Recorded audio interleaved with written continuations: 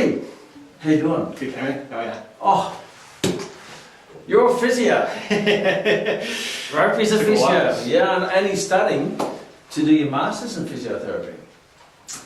Very impressive. Now, when I first met you, you were coming to the college and you were becoming a personal trainer, and you just started to study. Yep, I was first year physio. First year physio? 4-year degree, yep. Wow, very exciting. Years fly. They do. They fly. They fly when you do what you love, right? Yeah, they do, yeah. Yeah. You don't feel that old anymore, almost 30, but you're like, ooh, that went by pretty quick, so. Exactly. Almost 30. Yeah, I know, geez, I don't look at it. Yeah, I remember that. That was a long time ago. Yeah. Okay, so tell me, how about we just start with where you are now, then we'll go back into in a bit of time and look at your journey. Sure. And find out what you've done, and obviously how you can help other personal trainers and physios. So you're now at this physiotherapy clinic, and the name is? The clinic's called Roland Jeffrey Physio. Roland Jeffrey Physio.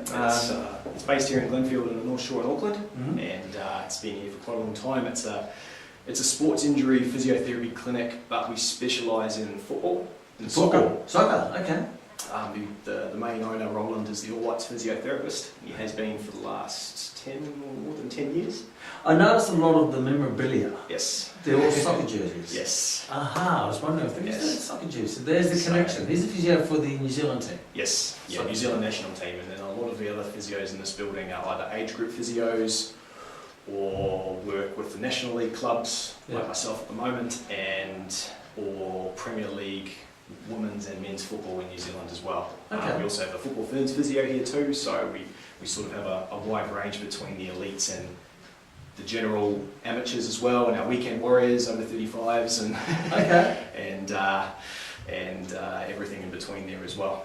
So we're very specialised with that, but predominantly we have a lot of private physiotherapy as well in terms of just the general community here in Glenfield and the Shore too. So. Okay, so your specialty is basically sport, elite sport, but you do obviously look after the general population as well. Us mere mortals. Yes. Weekend warriors Us as well. There's broken people on the planet physio. So.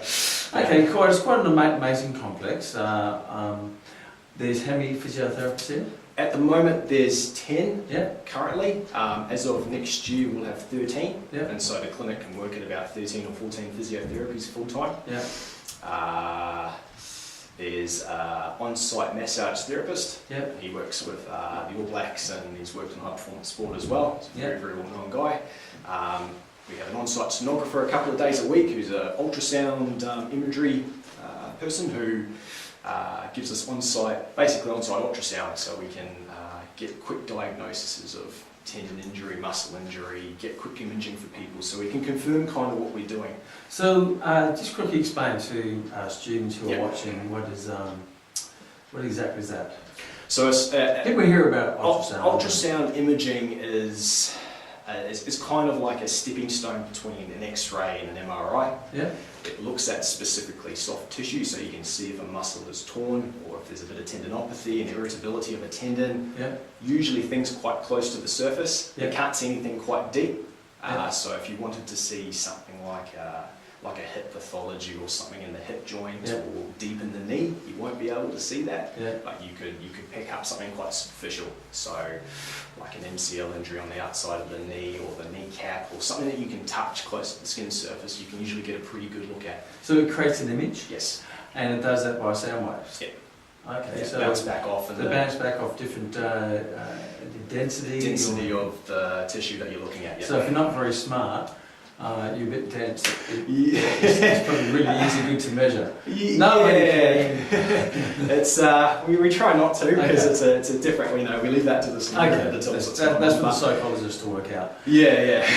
Okay, so someone comes with a soft tissue injury, something a bit more superficial, then you can get a good view of exactly what's happening by the ultrasound. Yeah, it gives us some sort of findings. It gives us a way of being able to sort of dictate, or basically sort of confirm, say to someone, look, I think you may have torn your quad or your quadricep muscle, you may have strained it. And that will give you an indication of the degree of tear or strain? Yeah, exact length, millimetre, depth, size. And that can also be seen to see if it's healed. Yes. if you're ready to get back into the field and kick those soccer balls. Yep, so with our elite boys, we'll tend to do that post rehabilitation to make sure, as sort of like a return to sport criteria. Tick in the box. Pass that test. Yep, so sometimes we'll do that, but more often than not we use it just for a diagnosis or to confirm what we're thinking, so that we're not really going down a pathway and taking our patient or our client the wrong way with their treatment, and they know what's going on, we know exactly what's going on, and we can be a bit more accurate with that. And that also helps you identify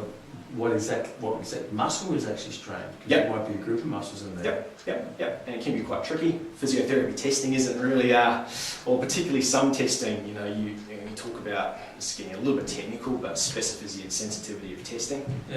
From a statistical point of view, you might find that, you test supraspinatus testing to see if it's torn.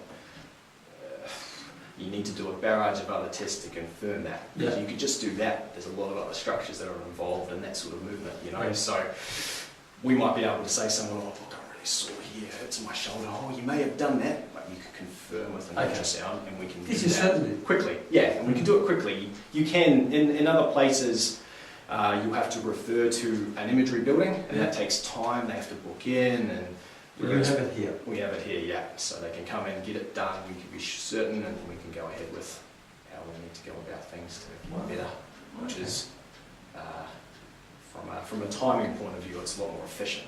So it's better for our And a hassle point of view for the patient. Exactly, yeah. One-stop shop.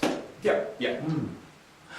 Wow, okay, so you've got that facility, you've Yes. already taken me through, you have a gym. Yeah, we have two gyms. We have our main gym, which is open to the public, which has been here for quite some time.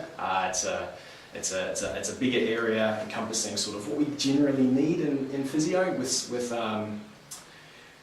some of the equipment there that we can use. It's open to the public, so a lot of our patients will sign on for a monthly membership and use the gym facility in conjunction with treatment. So we can give them a program, work through it. So you take them through the program and they can work? Yeah, in my practice I do. I tend to like to know what my patients are doing and that they understand what they're doing from an exercise point of view, and that I know what I'm giving them and prescribing them as being beneficial for them. It's not causing them any more discomfort, it's beneficial for where they're at in terms of their injury or their time frame with rehab or post-surgery where they need to be and that sort of thing as well. So we have that facility there, and we also have a little gym, we call it our functional gym, which we use more for one-on-one sort of things. We have a bit more specialty equipment in there in terms of our imagery, screening software, screening system, which we use, which is Roland and I are the two physios in here that do it. It's called the FMS, Functional Movement Screen. It's an American-based movement analysis that we've done. So it's the real system to look at someone's functional movement, and so we kind of use it post-rehabilitation if someone wants to go back to sport or they want to go back to the gym. And I use it with the personal trainers that I link in with as well. So before they go back, after being injured, they'll do this screen which basically looks at how well they move.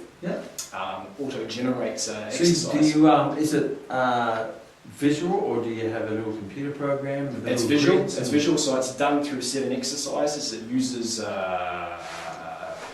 squatting, lunging, hurdle stepping, rotatory stability, shoulder mobility. It's all general sort of movements. Good functional movement. And you see how they stabilise and done on a criteria of scores, and then you input that into the computer. It comes up with a score. It tells you what you're good at and what you're not good at, and then it basically auto-corrects a gym program or a correction program based on what sort of mobility exercises you could do at home to work on that could get you better. It's also a little screen, it's almost like a little screen for us as well to make sure that, if someone has an ankle injury, we're sending someone back who's got good hip mobility so that they don't go back to sport and then they end up doing something else because they've spent time with an injury, deconditioning, and the human body is a wonderful thing. And they try to take that load and put it somewhere else. Or they sit down for a long time and don't do too much and weaken off, and the glutes might switch off, but you spend so much time on the ankle, you forget about the glutes, and then all of a sudden they go back and 2 weeks later the knee goes, or they feel wobbly, or they don't feel right, you know. Yeah. So it's almost like that icing on the cake, really, for particular people that want to go through that process. But we kind of use it for our people returning to the gym, because that's where it's orientated to. So you use that as a post measurement before they get back on the field or back in the gym? Or, yeah. Could that be used as maybe a pre-screen? Yeah. For the general population, as you know, they probably don't have good posture or good control. Yeah. And so it's testing all those basic movement patterns to see how well you are at it. So you score different exercises, you input that into the computer, and the Yeah. computer will process it and come out and say, well, these are some of the possible things that are going on here, and these Yeah. are some of the possible solutions and exercises that you can do. Saves my brain a lot of thinking. Well, that's it. You know. But it's very technical, it's very And American. if it doesn't go right, you can blame the computer. Yeah, I can do. Particularly when it doesn't work. So, but So you use that in the more the little private room. Yeah, and we film it, and we can do it pre and post, and we can use that with particular people if they come back with some fairly significant issues. Yeah. Then we can use that as a look. Here's how you're getting on. Here's a concrete measurement of you went from here you are here now. Yeah. So you have improved this much in this period of time, rather than giving someone an exercise program and going. So it measures the changes too. Yes. Well, Yeah, because you're based on a scoring criteria. Before, after, 10 years younger. Amazing. Maybe not younger, right? Your posture was 10 years younger. You're walking like a 40-year-old, not a 50-year-old. Yeah, that's the aim, yeah. So, and that's quite useful. So Roland and I do that, and there'll be a few more therapists over the next few months that'll be... Did you take special training in that? Yeah, we did online coursing, and I finished level 1, and we do level 2 in a couple of months, and then that's all of it there as well. So okay. So that's what we use that gym for, and just our one-on-one things there as well. So you have a massage therapist? Yes, we do. He comes in a couple of times a week, and it's just another little avenue for people to use. He's a very busy guy, and he's been involved with quite a few elite sport teams in New Zealand, and he's very, very good at what he does. So you're really surrounded by international level health support. Yeah.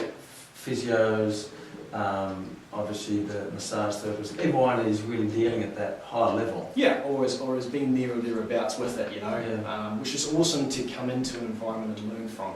Yeah. As a starting graduate, and that's kind of how this clinic sort of sets itself up and works. It's very much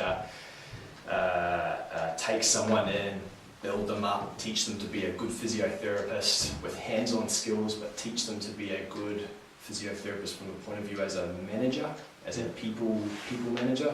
A lot of the time, particularly when you get into elite sport, you find that it's not about just being good with your hands and good in the treatment room. You've got to be a good personnel manager, you've got to look after the team, you've got to make sure people are seeing the right person. When someone gets injured, you've got to make sure they're getting imagery here, they're seeing the sports physician, they're seeing this person. It's not just about the injury. No, it's not. It's about managing the person and the team. So coaches, staff, the player, you know, it becomes a very big circle, and I think that's what a place like this, which has a lot of people working in that environment, really hammers home to you. And I think that's kind of what separates good physios from the average physios as well. You know, we can all have great hands-on skills, but if the person's not in the right place where they need to be at the right time, then Well, I have this little saying based on my experiences. Treat the person, not just the injury. Yeah, of course. Yeah. Because the person they're the one living with the injury, and they're the one who has to do what you recommend. If they don't do it, then what's the point? Exactly. Yeah. And so you've got to take the onus on yourself to motivate them to do that. You know, and you have to make sure that they understand what they're doing as well. They have to understand their injury, and there's a very wide spectrum of people that will want to know everything what's going on, and then there's others that will just be like, just fix it, just fix it for me. And you're like, I'll be on my okay, Facebook, well, just fix it. I'll try. Yeah. So it's about trying to get that balance and trying to we call it power. Trying to level the playing field a wee bit as well. So that people can take ownership of what they're doing. That's what I try to do with my practice, and I feel like I get a lot of success out of it when I get people to tie into what they need to do. So how do you You've been doing this a while. What's the best way to get them to take ownership of their injury or empower them to take control of their injury? Until that happens, they'll probably won't do what you tell them to do. Yeah, gold nugget question, that one. It is tricky. I find I tend to try to individualise it as much as possible and see what they, so it's pointless giving someone gym work to do if they're not going to go to the gym. And so I openly, honestly say, look, would you go to the gym? No, I wouldn't go to the gym. Okay. What are we going to do then? So, we've got home environment things to do. Okay, what have you got at home? What can we use at home? Can we use it as a shot? Can we use Ken's advanced rotator cuff strengthening? Can we use bungee cords that you strap onto the car, Can we make this viable for you to do and easy enough that you don't think it's going to take all day to do, that you can just get up out of bed and do it? Because people don't want hassle, do they? No, they don't. They just want to get in there and do it. If you can design a program which incorporates a lot of floor exercises and you can do it all in one hit and then get them up and do it all in one hit there rather than going up and down, up and down, up and down. And making it almost as easy as possible for them and as understandable as possible, I think helps and gets people a little bit more involved in trying to look after themselves, and then just letting them know as well, like with particular injuries that you do sort of see that they need to strengthen, you kind of have to just get that across. Look, you need to do this, otherwise you're just not going to get to where you need to be, and we're going to end up in this vicious little circle. I guess making them realise the why would be a big question too. Why do they have to do it? Yeah. Sales question, without the why they don't buy. Well, it is a little bit, yeah. I mean, from my own personal training experience and then physiotherapy as well, I do find, people are here because they're in pain, so they're already pretty much sold, really, from that point of view. Motivated by pain. Motivated by pain, yeah. Sometimes motivated by pain, sometimes motivated by everything else under the sun. But and really trying to get them to hone in on really their triggers, what sets them off in that as well. Understanding what they want to get back to, their goal setting in that as well. And everyone who comes in here has lost some sort of function, even if it's just, I just want to be able to walk through the day and not be sore, let alone just, or I just want to go and play with my kids because I'm in pain. It comes right down to that level too. And it comes down to the little things, particularly the post-surgicals that we get as well, post-surgeries, a couple of post-surgical knees, be able to climb the stairs. It comes right down to that minute little level, and that's what can motivate people to go and do what they need to. I guess that's different for everyone. Some might be able to get back onto the field to play for the All Blacks. Yeah. Some might be able to just want to be able to walk up the flight of stairs and be on home. Yeah, exactly. And they're relatively just as important as each other. Yeah. Oh yeah, 100%, because that's what's important to them. So you have to take that into consideration and focus what you do on that, which is what I love about it. There's no. I love to say there's no one way to skin a cat. You can one injury, but you can go you can go multiple angles at it. You can just do that based on the person that they are, which is quite cool. I think and quite interesting. Very exciting. Yeah. So let's go back in time. Let's go back in time. We'll come back up to talk a bit more about physio. There's lots of stuff I want to know. You came to Max as a first year physio graduate. Why did you choose to go and do a personal training course with Max? So originally, before I started studying, I was living in Australia and I did a sports science degree, Bachelor of Human Movement, which is a very general degree. When I came out of school, I wasn't really too sure what I wanted to get up to. Yeah. So I knew it was sport, and I knew it was sports orientated. Physio was was a brainchild of that, but there were a couple of other things that I was interested in as well. And this degree sort of gave you a taste of everything. Yeah. And so over the first 3 years of doing that, I developed a bit of an interest in exercise rehabilitation, and that's where it all sort of developed and rolled and kicked off. And I came to New Zealand to study physio. Whilst I was living here, I kind of thought, well, I have this degree and I'm not really doing anything with it, so as you tend to do with a degree sometimes. And I sort of thought, okay, well, what could I do? And I sort of thought, well, look, I'm interested in doing some exercise. I think, get involved in personal training, and I started looking up courses from there. And I came across Max specifically because of everything else that it offered from a business point of view, and because I thought that those skills would be quite useful in just a very general sort of setting. Yeah. Long-term goals might be to run my own clinic and to learn about business, which I'd never done at school. Yeah. Was something that sort of brought me into the program and went on from there. Okay. So I started that halfway through first year physio, part-time with the course there. And how did doing personal training course with Max, how's it beneficial in helping you study physio? I found the Max course particularly, I can probably put it from the point of view of being able to explain it to people.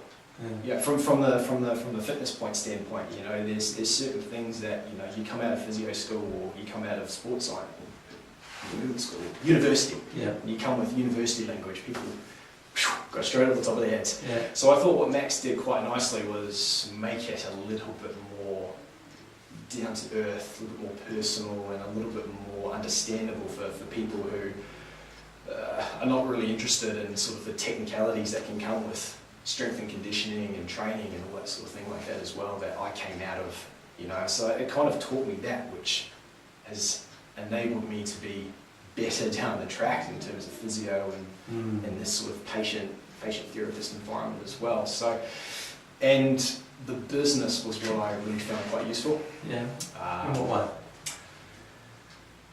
Well, everything, I think, because I never did any of it. But in terms of being able to, the confidence to go out there and run my own business, the confidence in myself as well.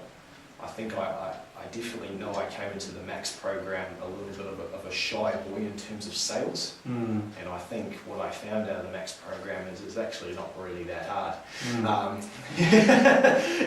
But it's more about, understanding people, because at the end of the day, it's personal training, the same with physio, you're there for people.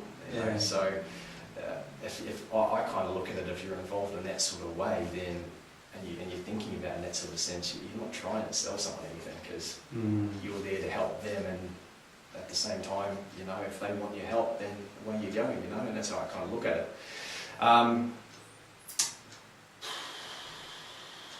Yeah, plenty of other things, but I can't think of it right now. Brain's swimming, so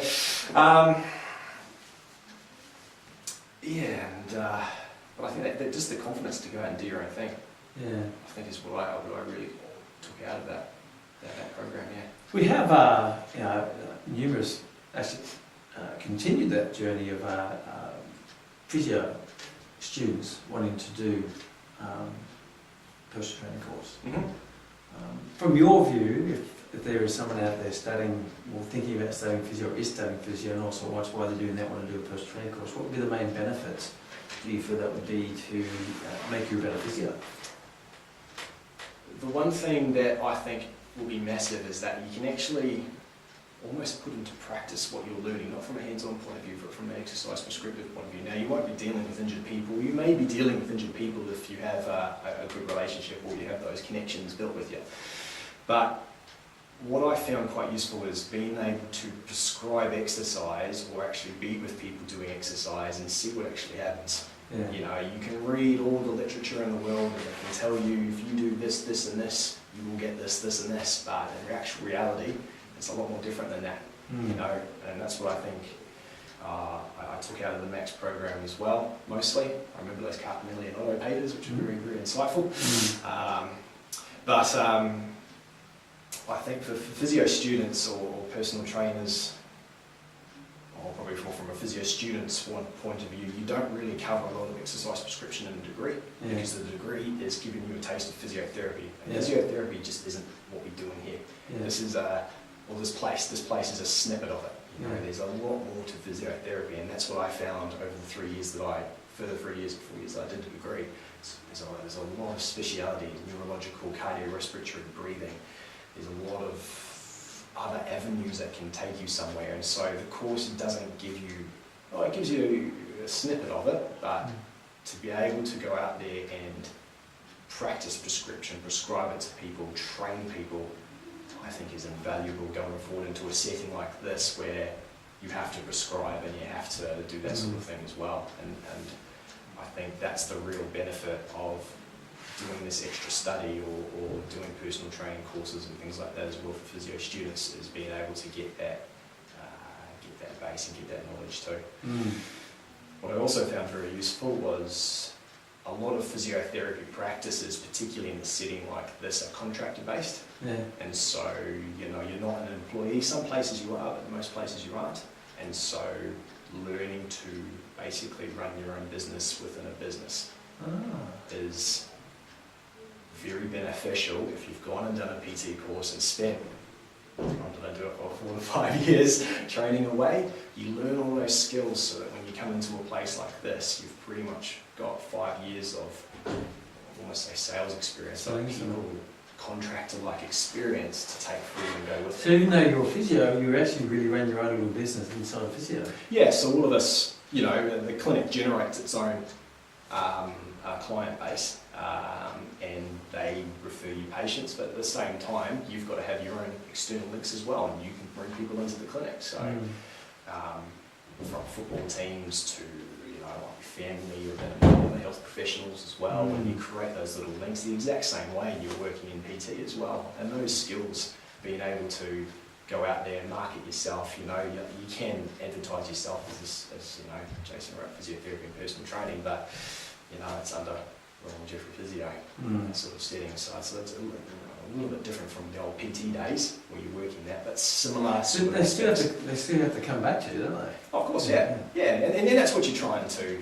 You're always selling the next session. Well, you are, yeah. Well, you always, if they need it. I think we're such a busy clinic that we're quite happy if people are there or thereabouts, that they're ready to go, and that's why I like to link in with. You know, well, obviously I've got a lot of personal training contacts through my years, and I use them and they use me as well, and we develop quite good little networks between each other. So, you know, if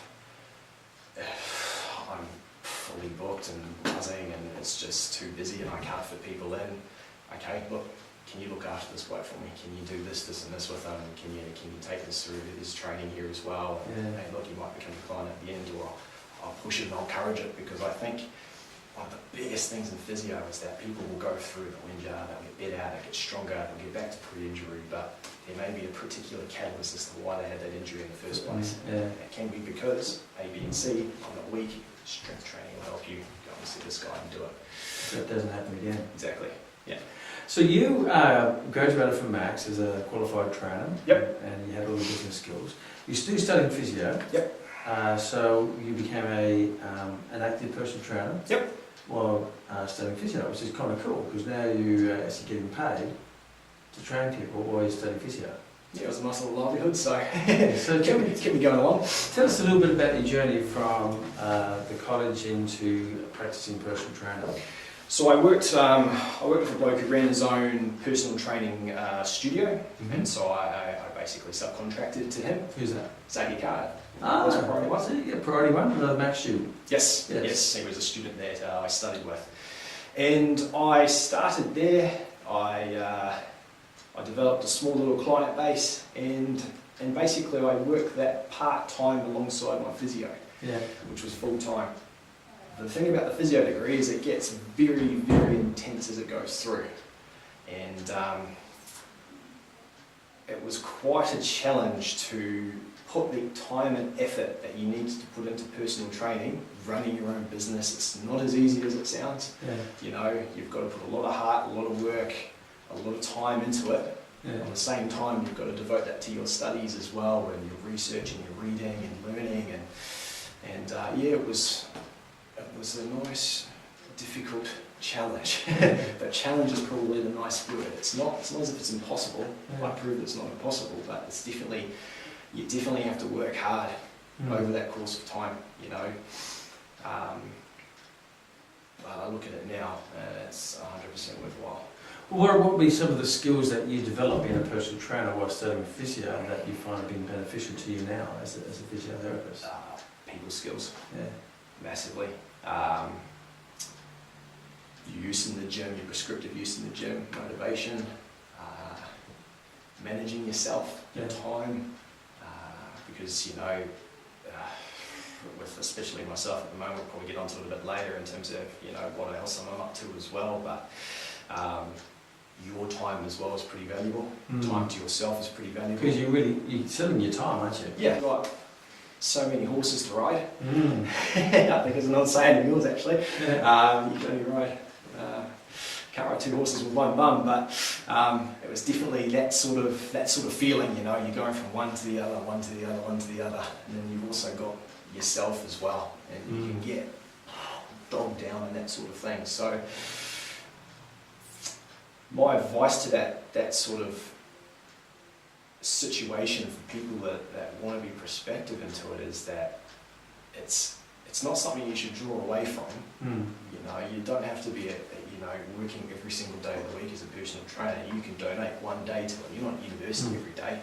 And that's what I started to do after a while, and you learn to basically manage your time so that when you came into this sort of scenario, it's the exact same thing. You've still got patients that book in, you've got time to yourself, you've got your management, you've got your paperwork, you've got all that sort of thing as well, and it's the exact same thing. It's just doing physio instead of personal training, really. Yeah. You know, in a similar sort of context. So. Yeah.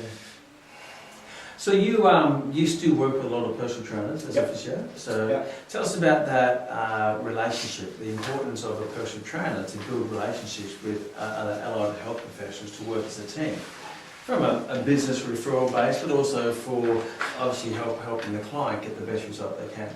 Yeah. So I link in with 4 specific trainers, guys that I know and trust. That we have this little system of referral. It's a clinic system as well, but they, if someone injures themselves in the clinic, they can come in here and see me through a referral system. There's a reward basis for that with the trainer as well. And it's quite a useful little niche of giving everybody a win-win. Yeah. You know, I like to use it as a kind of the way we use sports physicians, really. Sports physicians for us are sports doctors. They're sort of the next level up people, and they're guys who give us a diagnosis and basically for the trickier things in life. You know, it's not a simple foot strain, but you're dealing with an osteochondral lesion or something which we can't pick up. Yeah. You know, that's that sort of blokes. And so I try to use that similar sort of model with trainers in that they might refer me someone, hey look, you know, someone's got a niggle, I don't know what's going on, it's impacting their ability to do their gym work. Can you have a look? And you know, I'll use all the tools that I have at disposal here, our ultrasound, referral to the sports docs if needed, to basically give that trainer an answer and use it as like a, hey look, okay, cool, you've got someone, they've got a bursitis in their shoulder, it needs to settle down, they might need to go do this and this. Look, I don't think they need to stop training. I think it's pretty important. I think people need to continue to do what they need to do within the limits of exactly what it is, and that sort of thing as well. And go from there with it and basically try to work this relationship where we can give the personal trainer advice and knowledge on exactly what's going on and how to manage that, and then they can continue to manage that, keep them fit, keep them healthy, keep them working, which is important, keep them motivated. You know, they're not sort of they get into that injury bubble of, oh, I mean, I can't do anything now, I'm not training, and they get agitated and basically give that value for the trainer to be able to add to their client as well. So, you know, you become that person on that trainer's shoulder so that they don't have to worry about, what is this, or, you know, or I'm going to lose my patient, because I lose my client, sorry. Am I hurting them anymore? Am I hurting them anymore? Am I is what I'm doing causing them problems and things like that as well? Am I the cause? Yeah, maybe sometimes, but a little bit of touch-ups, but yeah, that's all right, but that's just me being real technical, but you know, that sort of relationship, and I like to, and I think, you know, it all comes back to adding value and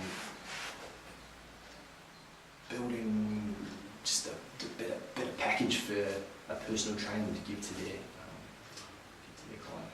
So you've been a trainer, personal trainer, now you're a physio. So this is a two-part question. We'll do it the first one first. From a personal trainer point of view, what would be the triggers that they see or experience training a client that, hey, this is when I should refer to a physio or an allied health professional so I can get that properly diagnosed or treated or whatever it might be. Because so you say, okay, we can keep going, but when is the time where what will be that clue they go, hey, this tape, you just go there. So from a physio, because you've been on the other side, personal training, what would be some of the things that a good professional personal trainer should look for or use? I think you should always ask how someone injured something. You're not trying to tell them what they've done, but by what someone tells you is quite important. It's same in here as well. Pretty much everything comes down to how you injured yourself. I lifted a weight and my shoulder went crack. Those should probably ring alarm bells. Crack. I can't lift things up. Sounds and those sorts of things. Yeah. It does happen. You can hear gunshots sometimes too, and that's not a good thing either. But I think it comes down to the mechanism. So if someone does something and I couldn't continue what I'm doing, then I think you have to really sort of ask yourself, okay, can you still do it now? And if it is post probably 2 or 3 days, then you probably need to start thinking about, okay, maybe we get a little bit of input, because, and it is common, more often than not, you'll get your first client, or they'll be back off a holiday, you put them through the same training session you did, and they'll ring you up about the next day and they'll go, I can't walk, or I'm in agony, or something like that as well. And I think the differential diagnosis that you need to sort of exclude is the fact, okay, is this a DOMS related effect, or have they actually hurt themselves? And I think sometimes we get the odd referral in and it is just DOMS. They've just been delayed onset muscle soreness. The old I can't. Not his brother Dominic. No. The old I can't sit in the toilet after after a training session. Thank you, Zahir Kar. I'll drop that in there. Sorry.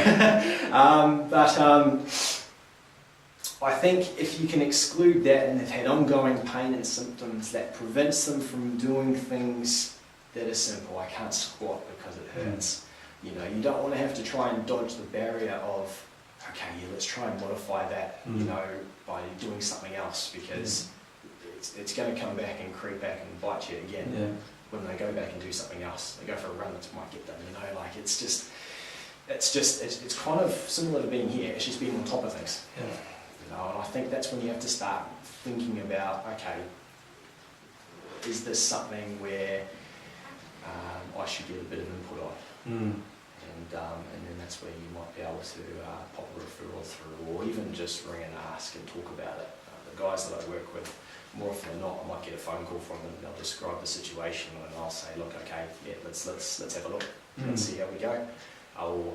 Bring them in, or hey, look, maybe just give it a couple of days or 2. If it doesn't settle down, then come in and see me here as well, or see one of us here. So I think that's when you need to start thinking about it, but trying to differentiate between the DOMS and then an actual injury as well, and coming back to the mechanism of it is good questions to ask, and something to sort of go, okay, I think, all right, then let's continue to go it, or okay, cool, let's see how we go, or if you're still doing the movement correctly and it's fine and it settles down, cool, okay.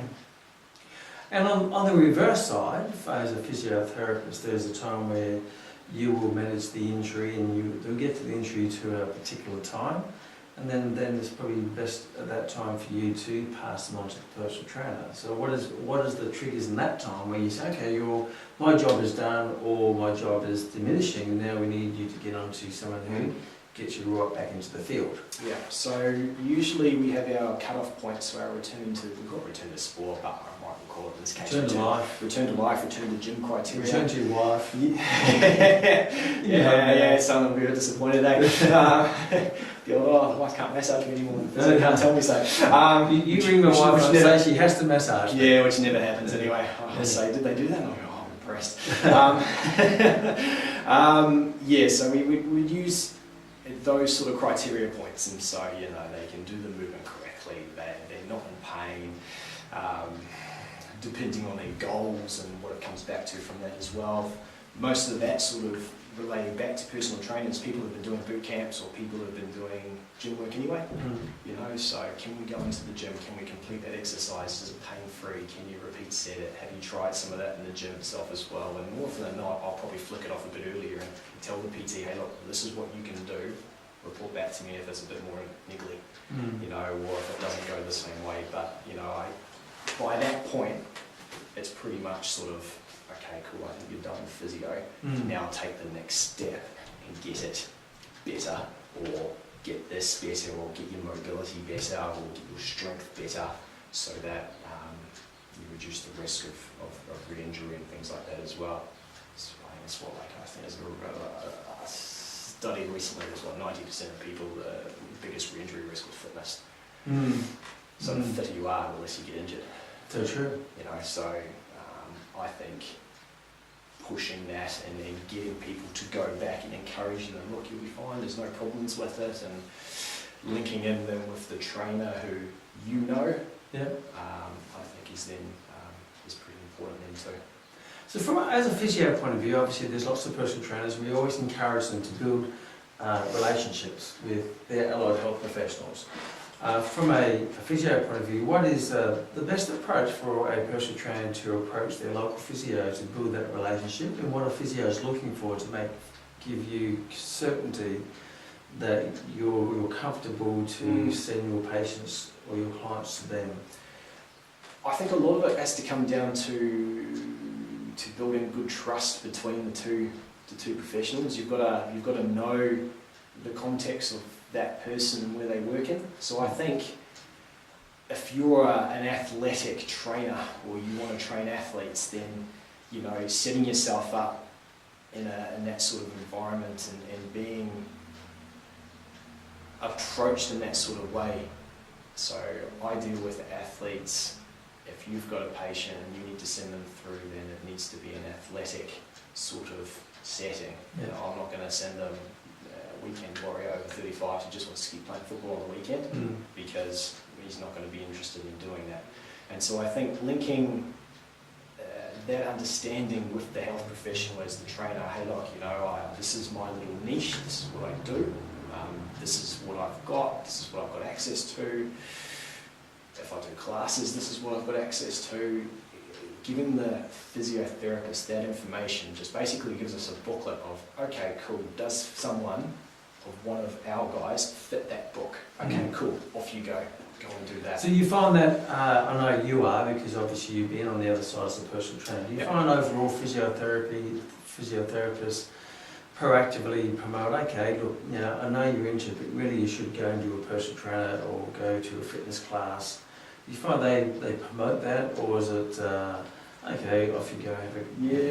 Probably not so much. I think that's more my experience and what I've kind of gotten out. And I would assume, being a sports physiotherapy, you'd take more of an active approach to rehabilitation. That's why you've got the gym here. Yes, too. So very active. 100%.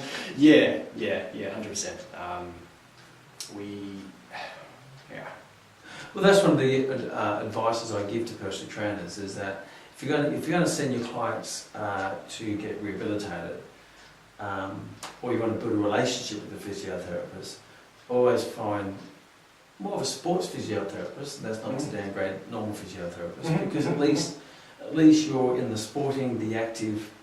You take an active approach to rehabilitation, not just treat the injury in a passive way and then off you go. If there's no more pain, you can go now, but you may have lost strength or function or...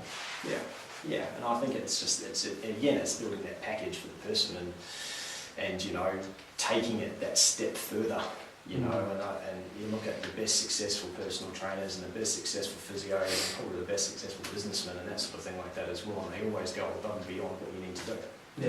So if we can give you a movement screen with a program that the trainer can take you through that also educates the trainer on some other things that they might incorporate next time, and it just builds everybody up.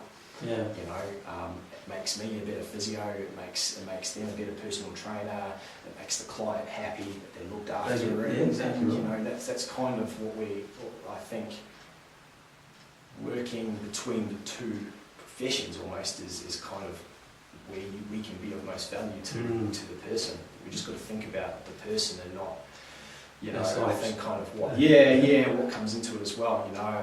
As a personal trainer, you miss a client session that week, it hits you pretty heavy. You miss a physio session, it probably doesn't hit me that much, but you miss 10, it hits me that much. I understand the whole sort of apprehension about, oh, I don't want to see my first physio because then I'm not going to see them for 5, 6, 7 weeks and they might not come back again because the physio goes, oh no, they're useless or blah blah blah, they should be doing this, this and that, and you know. So how do you deal with that? Because obviously, you know, every personal trainer, amongst personal trainers, and we all have our own view of the world and how things should be done. Yeah. And I always share with the personal trainers, very careful that you don't contradict.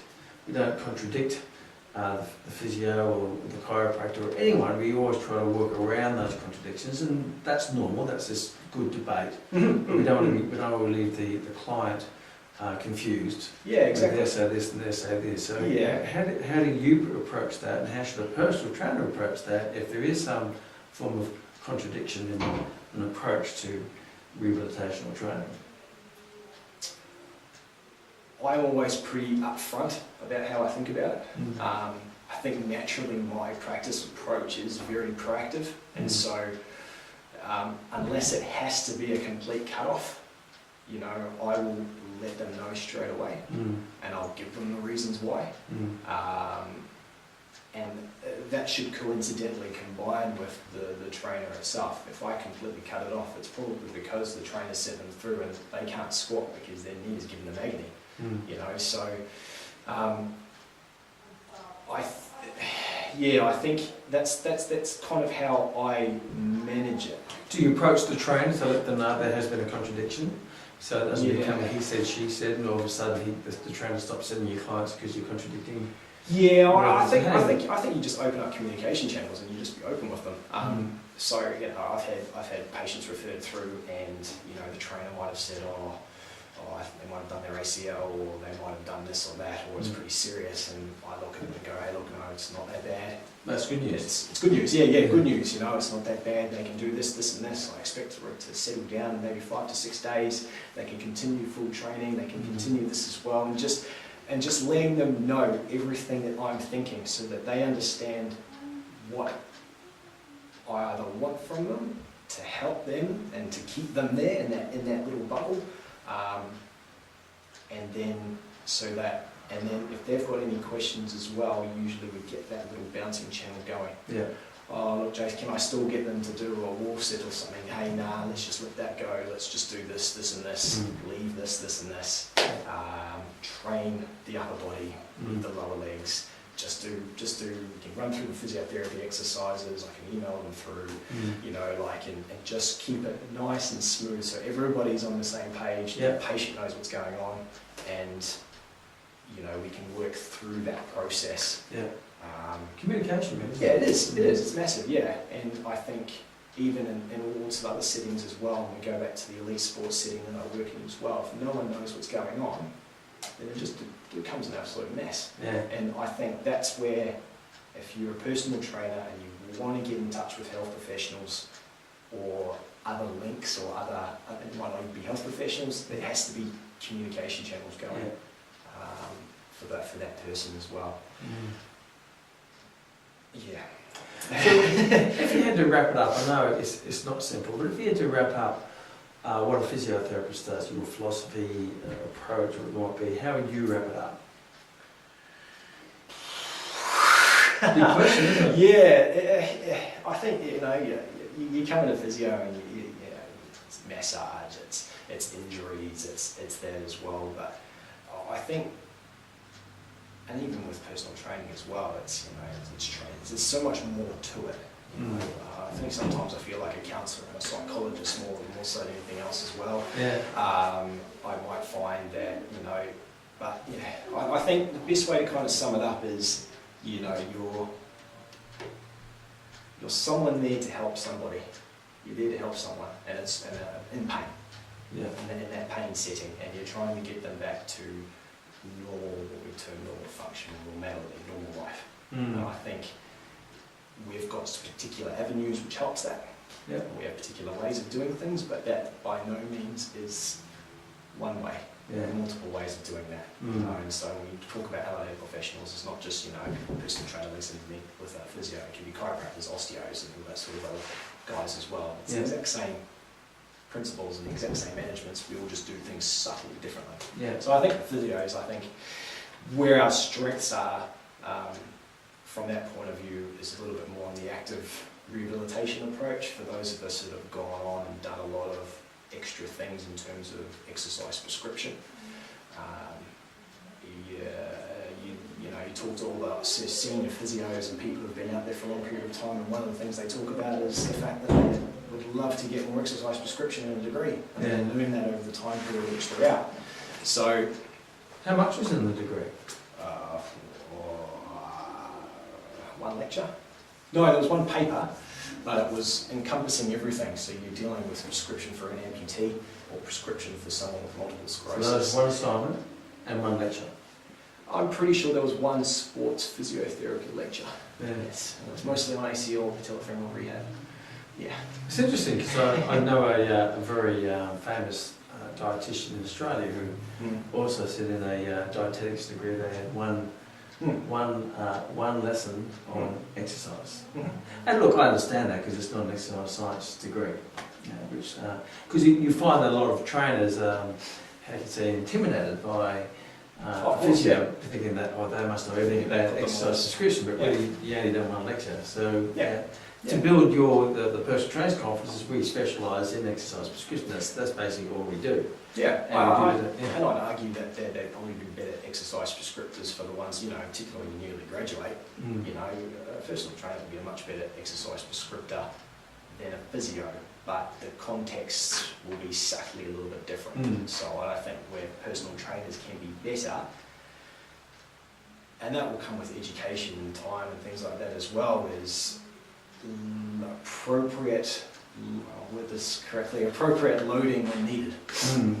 So, managing people, you can manage someone through an injury, you can manage your own injury, you can give them advice on managing it, but they've got to understand all those various principles which intertwine itself in exercise prescription. In terms of, how many times you do this, how many times you do that, how hard you do it, how often you do it, how many times a week will you do it. Will you do it at this intensity? Will you do it at that intensity? What sort of exercise will you do? How can you load it? How can you counteract it? It ends up becoming quite a big bubble, but time and experience will teach you that. And I think the more I spend in this environment, the more I think I value that. It might be because I'm a little bit more biased in that sort of opinion, but I think that's where all that stuff comes to the fore a little bit more as well. In terms of how to work someone through and how to load someone through and prescribe that through, which I think makes me a much better physio. But at the same time, if trainers can understand that, as I said, it helps that communication channel as well. So that's what I think about. One of our past graduates, Troy, who runs Velka Health, and him and his brother have Velka Health, and they've got a personal training studio. And what's amazing, they also have a massage, and they have the chiropractic, and they have a physio, and it's quite amazing how they're all connected. So your view on the other allied health professionals like chiropractors and osteopaths, and from a trainer, they don't really know much of the difference. What's your view of the difference? And I can understand if they don't know the difference because it's very blurred. It's not like this is physio, this is chiropractic, this is osteo. It's all intertwined. Osteos will do similar things to what we do. We'll do similar things to what chiros do. Where the postgraduate master stuff I'm doing is musculoskeletal physio, which is very much manipulative physio.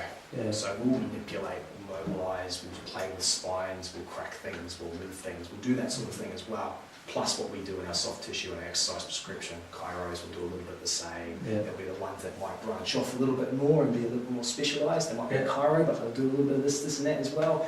So, and then the osteos as well, it's just everything. So I think for trainers, it's understanding your health professional and understanding the strengths and weaknesses of the person that you're referring to, the chiro, the physio, the whatever, what specialities they have, just as much as the specialities of what the personal trainer has as well. So, if you're a female-only personal trainer, then there will be physios out there that will be female-only as well. Linking in with that health professional will create a much better relationship between the two because you're both in that environment, you're both doing the same thing. And I think then you're not going to have this little into tussle or should I send him there or should I not? You know, it's a pretty clear cut picture. I get signed. Got it. Because that's where you'll get most of the value out of. And you know, physios, there's a whole lot of different physios out there. So you know, and, different horses for different courses, as I say. Exactly. Yeah. And so I think that So there's that. That's kind of what it would be like, but understanding the other professional is the underlying point of that. So looking from a physio side, because again you've been on the other side, is you have sometimes physios and encouragers who look at the fitness profession and go, well, sometimes they view the fitness profession sometimes does more damage than good. Without being controversial, from your eyes, what in the profession, I've been doing this for 34 years and there's different trends and different fashions, and one of my other colleagues who's a chiropractor says, I love this trend because this is actually creating more clients for me because they're hurting. So what are some of the things that from a personal trainer point of view they should be aware of? Is fashion's not to get involved in because that could be detrimental. Big question. Yeah,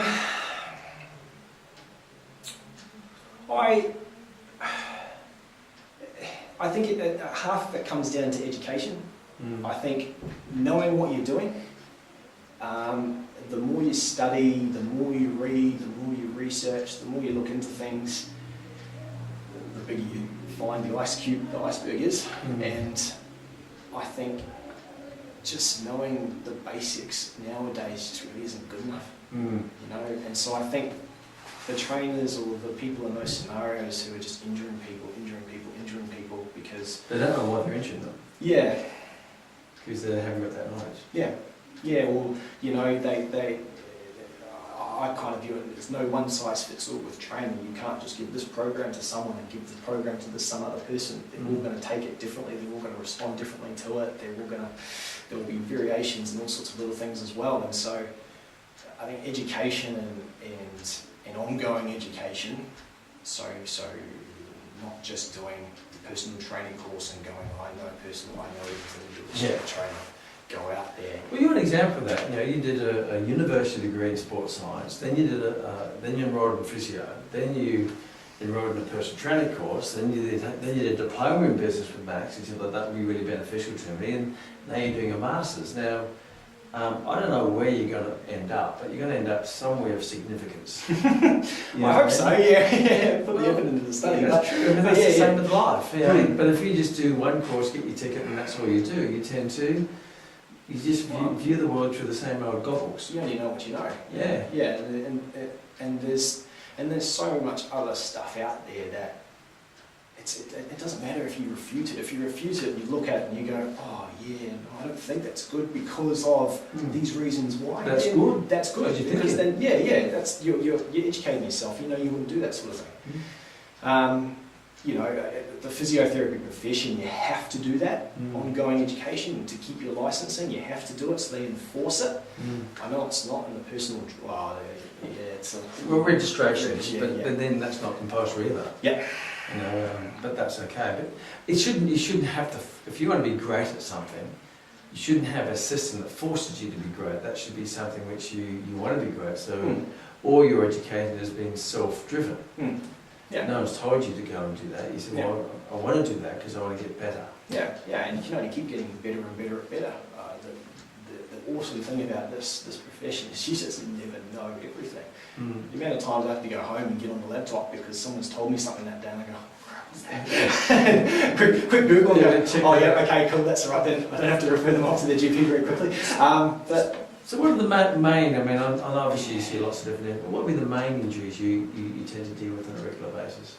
Being a mostly football clinic, it's lower limb, ankles, knees, hips, shoulders.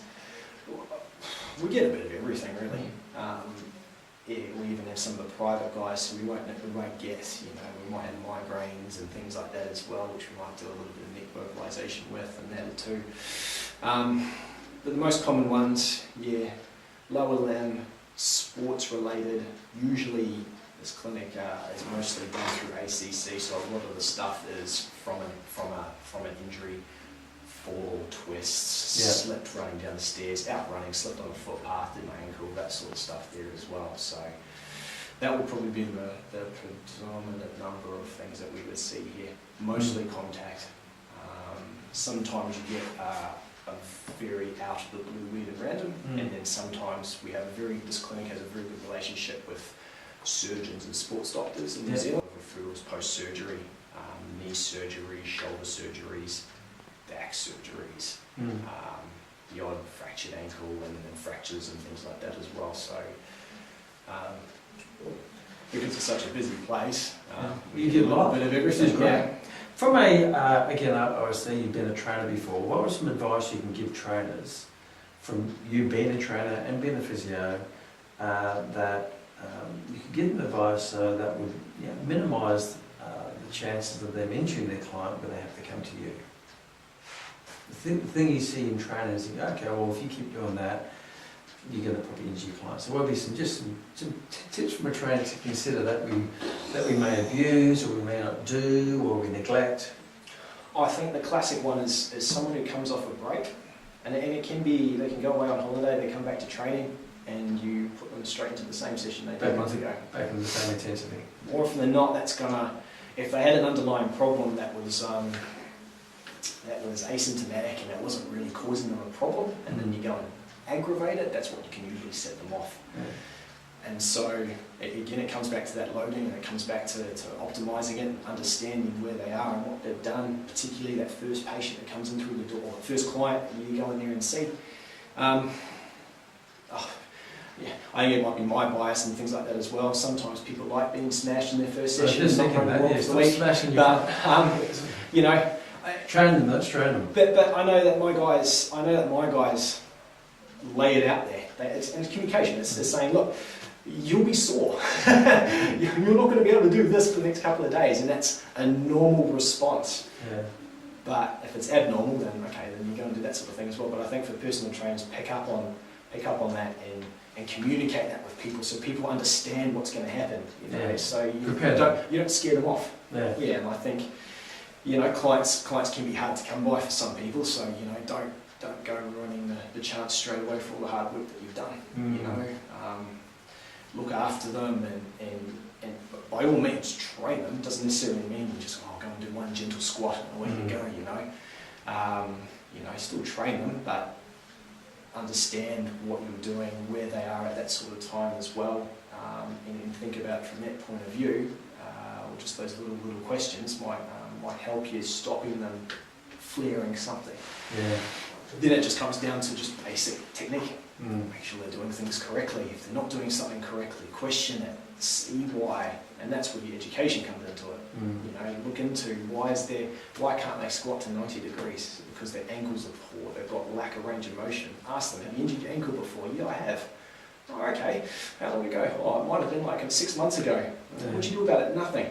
It's stiff as hell, and they can't squat, you know, and so that's the things where you can pick up on, and if you can pick up on that, you're not going to injure them long term. And that way you probably gain their trust. They'll look at you and go, oh, wow, sweet, this guy knows more about me than any other trainer I've seen, or something like that as well. Don't ask. Yeah, just open up and ask. There's no harm in asking, you know. It's just interpreting what the person's telling you, and then, you know, referring them on. It's the same here as well. If we get someone, they come in, you know, my knees, I clip my knee and it's swollen, I can't move it. Okay, cool. Physio will help you, but you're probably going to have to go and see a knee surgeon to get that properly looked at, you know, and it's that sort of setting as well. So I think if trainers can think about it from that point of view, they'll probably prevent the preventable injuries, or help manage the preventable injuries long term and be able to hold on to that person for a long period of time. Because, you know, training for people's goals and things like that, training, it's not as if they come in for 2 weeks and they're gone, like in physio. It's a long-term It's a very long-term effect, yeah. So they probably took 10 years to get out of shape, you don't want to get them into shape in 1 week. Yeah, exactly, yeah. And you have to lay that expectation out as well. And it comes down to communication too. So if you could give advice to a trainer who wants to be the best they can possibly be, what would be some of the key things you would recommend them to do? Self-educate. Get out there, learn more, do courses. You're a contractor, you're self-employed, travel around the world. Go and do your courses, tax none of your business. Go and learn things elsewhere in the world. You know, there's lots of stuff out there, even in New Zealand as well. There are things you can do, and I'm pretty sure, you know, you can go and sit in on like sports medicine conferences and things like that if you're interested in it. You know, like go and sit in there and learn from the guys up there and kind of immerse yourself in that environment if you're interested in that sort of thing, or if you want to know more and do that sort of thing. You know, it's not just all those physio things like that as well. It's not just for physios. You know, like that FMS program is mostly run by athletic trainers in America. You know, it's a pre-screen for exercise. And so I kind of, you know, mentioned to a couple of guys who are personal trainers that I treat as well, this thing could be really valuable for you. You know? And they look at me, oh wow, this is really, really cool. You know, so it's like, yeah, that's what you can do if you go and self-educate yourself and look for stuff out there and find things. And it doesn't necessarily mean you have to do something with prescription or exercise or sports medicine. You can go and do something to do with, you know, mindfulness or psychology, or you know, something outside the box a little bit more to make you a little communication, psychology. Yeah, you're massive. Yeah, hugely. Yeah, because you know, that aspect of things of being able to calm people and decrease stress and anxiety and things like that as well. I know there's a mind-body physiotherapy postgraduate degree. Okay. You know, so there's so much stuff out there that you can do. You know, it's so accessible these days, just through the internet and that. Yeah. Read it, take it into account. You know, I probably get a little bit more of an advantage from the fact that I've had to go and write research papers and do all that sort of stuff and read statistics, so I can read research papers and tell you if it's good or not, or, you know, is this appropriate for what you're about to put someone through or not, you know, and take that with a grain of salt as well. You know, the internet, just because it says you need to do 3 sets of 10 doesn't necessarily mean that that's the best thing in the world. Probably 95% of what's on the internet is not true, but you have to be smart enough to differentiate the 5 from the 95. Exactly, yeah. And so, and picking up on that and trialing it, you know, you might find it works, you might find it doesn't work. It doesn't necessarily mean you need to throw that bit of information out. You can just hold it onto the side, and perhaps one day it might spark something, and away you go. You know, there's no one way to do it, and that's kind of the beauty around it. So I think for PTs, get in there and educate yourself, and just become better and better and better, and don't stop. When you stop, then, as you say, you hit that plateau. And if you want to be successful, and you look at all the top people out there, and any sort of even in physio as well, all the guys that are up the top are guys who've done extra things. You know, or are very good at certain things because they've been there, they've done that, they're self-educated, they've got better, they've got experience, and they've gone on and doubled that again as well. So, I think, what else? There was something else that was creeping around in there. It bubbled away. It's going in there. It'll come to me in a minute. The personal trainers on getting better at what they do. Or become the best. You know, from your view, you know, they want to be the best. What are some of the key things that you recommend? Obviously, that was self-education, because that's. Oh yeah, and I think with that self-education as well, don't be afraid of going up to your health professionals and asking them. You know, you're in the same boat with us. You know, it's not as if we're up here and you're down here. You know, which I think in a generic sort of setting, that's where it's kind of thought. Vocational, but tertiary. Yeah, we need to do this. You know, we need to make it a little bit more. We need to make it better because the surgeons and the sports physicians, you know, really value the fact that we can spend a lot more time with people. But personal trainers spend more time with people than we do. Every week? Yeah. So really a personal trainer can have a massive effect because personal trainers have, you know, sometimes years of seeing someone. Which is see someone for a number of sessions. Massive amount of information that you can take in with that, you know. Particularly in injury prevention, if you train people fitter, as you said, the fitter someone is, the less injury they get. And you understand that person as well. You understand what they want to do and what they and how now they've gone, you've trained them, you have a lot more information than you realise, which is quite valuable for us when they come into this sort of setting, but then, you know, it's valuable to you as well, because then you can just, you know, yeah, you basically know how to manage someone, and that's kind of what we want out of, you know, your personal training. To be successful long term, you need to have long-term clients. Yeah. You need to look after them. So I think that's what trainers can get up to. Well, what a fantastic session, full of great information. So for those trainers who want to make contact with you, if they use a sounding board or, you know, link in with you, how can they contact you? They can contact me through the clinic. They can look up the website there and they can ring the clinic. And the website address is? rjphysio.co.nz, www.rjphysio.co.nz. You'll find it on there. All the clinic details are on there. Yeah. We're on Facebook as well. Most of the time, I don't give out my personal mobile number, but we don't need stalkers. Ring the clinic and talk to reception. They will pass on that information, and I'll get in touch with you going forward. You know, I love to meet my trainers. I love to meet where they are and what they're doing in that sort of setting, and then go, cool, sweet. Then all right, let's see if we can work together. As I said, we have the referral system that works through the clinic here as well, which is a little bit more for adding more value to the trainer and adding more value to the patient as well. But then and that sort of thing there as well. Yeah, I think that's probably the best avenue that they can take to get in touch. And there's a lot of other physios in this place as well. There's a lot of others. There's a few here that have done similar things in exercise prescription too. So it's not just me you can work with. There's lots of other people here you can work with as well, which is quite interesting.